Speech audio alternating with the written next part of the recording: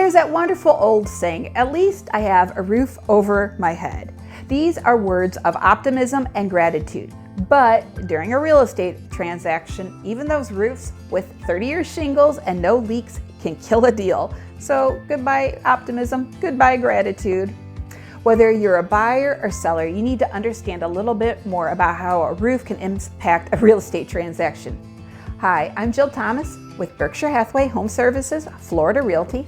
And this is my girl Carly back there taking a snooze. And I'm here to share with you 3 things that you need to know about a roof.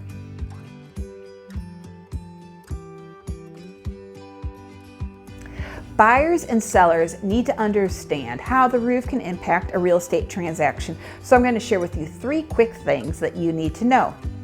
Number 1, loan requirements. Did you know that not only does the buyer, the purchaser, have to be qualified to get a loan, but so does the property. And that's when the appraiser comes out to take a look at it. Just not if it's of the right value, but is it of the right condition?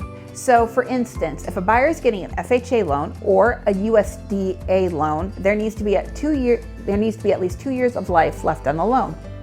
If a buyer is getting a VA loan, it just needs to be free of leaks. And if there are 3 or more layers of material up there, then that needs to be removed and the roof replaced. And if a buyer is getting a conventional loan, then it's just purely up to the appraiser of whether or not it's good enough.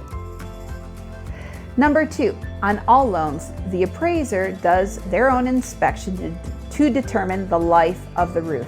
Now, this is completely independent of the inspection that the buyer has done. In fact, you don't want to show the appraiser, the lender, or anybody else involved in the loan that inspection report that the buyer gets.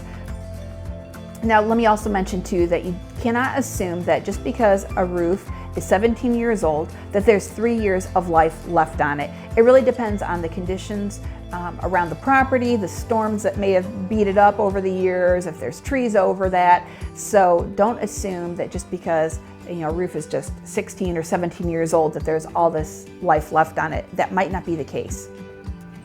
Number 3, homeowners insurance. Now, in my experience, this is where the roof has been the most problematic. Your insurance agent is going to want what is called a 4-point inspection when you buy a home to determine how much that insurance is going to be.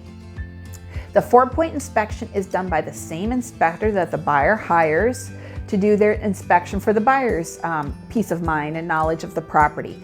The 4-point inspection typically costs between $75 and $100 more.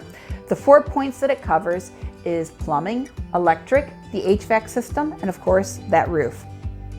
I've seen insurance carriers reject a roof that's less than 20 years old and free of leaks. The buyer couldn't get the loan because they couldn't get homeowners insurance, and it wasn't like they just tried 1 or 2 carriers to see if they could get homeowners insurance. It was impossible.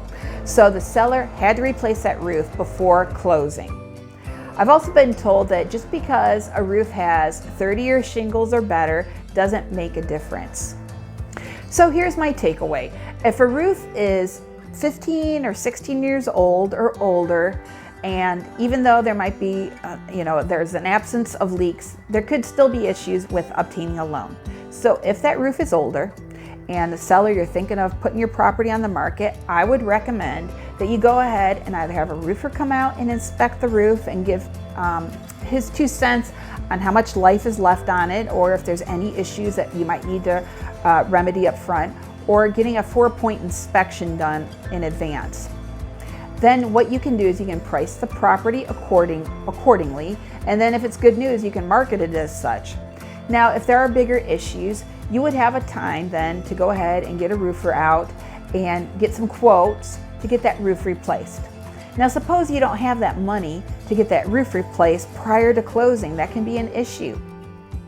There are some roofers out there who's willing to go ahead and replace the roof and then wait to get paid at closing. But they're going to want to wait until it's under contract. So most likely they're not going to do it before you list the property or while the property's still active on the market, because of course they want to get paid too.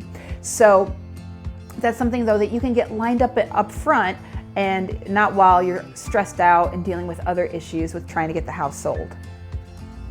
Someone once said that the best time to repair a roof is when the sun is shining.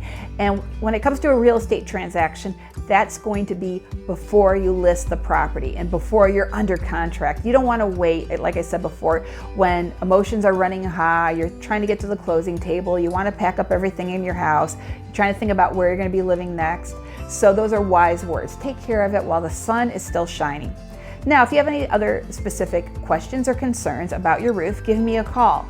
Now, of course, I don't know everything that there is to know about roofs, but I can connect you with a good inspector or a great insurance agent who's going to be willing to chat with you about those things and answer your questions. Now, if you're watching this video, you're going to be somewhere on social media. So if you haven't already, please like, follow, or subscribe to my social media networks. And if you're on YouTube, hit that notification bell. Thanks so much for watching. I'm Jill Thomas, and of course we've got Carly here with Berkshire Hathaway Home Services Florida Realty.